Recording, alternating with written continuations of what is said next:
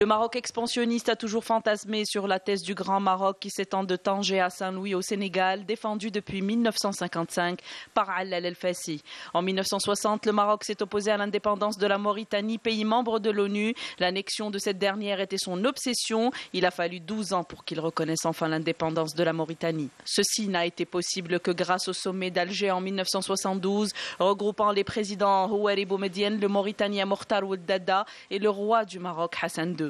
Ce sommet a mis fin à 12 ans de négation, durant lesquels le gouvernement marocain comptait un ministre des Affaires mauritaniennes. En 1963, le Maroc, sans aucune gêne, a agressé son voisin l'Algérie, qui n'avait encore ni armée ni armes, pour tenter d'annexer une partie du territoire aux millions et demi de martyrs de la guerre de libération tués par le colonisateur français. S'ajoutent 800 morts tués par l'armée marocaine. En 1975, le Maroc remet ça en occupant le Sahara occidental, dont l'Espagne est toujours la puissance administrative. Ce Maroc a même proposé à la Mauritanie le partage du territoire du Sahara occidental, car le territoire n'est pas le sien. Un pays ne partage jamais son territoire avec un autre. Ce royaume du mal, au bord de l'abîme, veut détourner l'opinion sur les violations des droits humains, la misère, la malnutrition, l'esclavagisme. Le régime marocain ne pourra plus s'en sortir. Politiquement, il a perdu la face. Il est dans l'incapacité de rompre avec une monarchie médiévale. Financièrement, c'est peine perdue. Un Maroc surendetté, sous contrôle des institutions financières internationales. La cessation de paiement n'est pas loin. L'heure de rendre des comptes a sonné pour le Makhzen qui a fait du Maroc le royaume du mal et de la débauche. Un État narcotrafiquant qui expose ses filles et garçons au tourisme sexuel. L'heure des comptes a sonné au Makhzen qui a fait du Maroc un État infréquentable, le plus corrupteur d'Afrique, où la corruption s'est substituée à la diplomatie.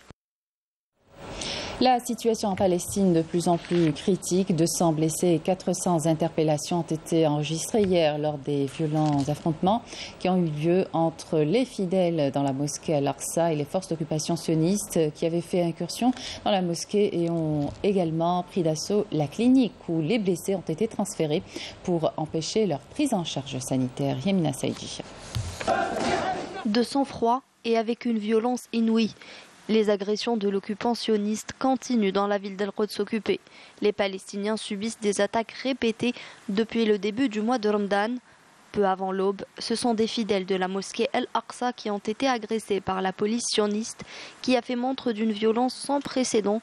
Coups de matraque, bombes lacrymogènes et balles réelles ont fait plus de 200 blessés et ont causé un incendie dans l'enceinte même de la mosquée. L'armée d'occupation sioniste a également procédé à l'arrestation de plus de 400 fidèles, dont des blessés, avant de prendre d'assaut la clinique de la mosquée Al-Aqsa, où les victimes ont été transférées pour empêcher les médecins de les secourir.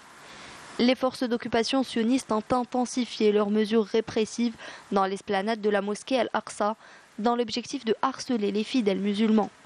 Le gouvernement palestinien dénonce les crimes sionistes perpétrés contre des civils dans la ville sainte et appelle à une intervention internationale urgente pour mettre fin aux attaques sionistes sur la mosquée Al-Aqsa.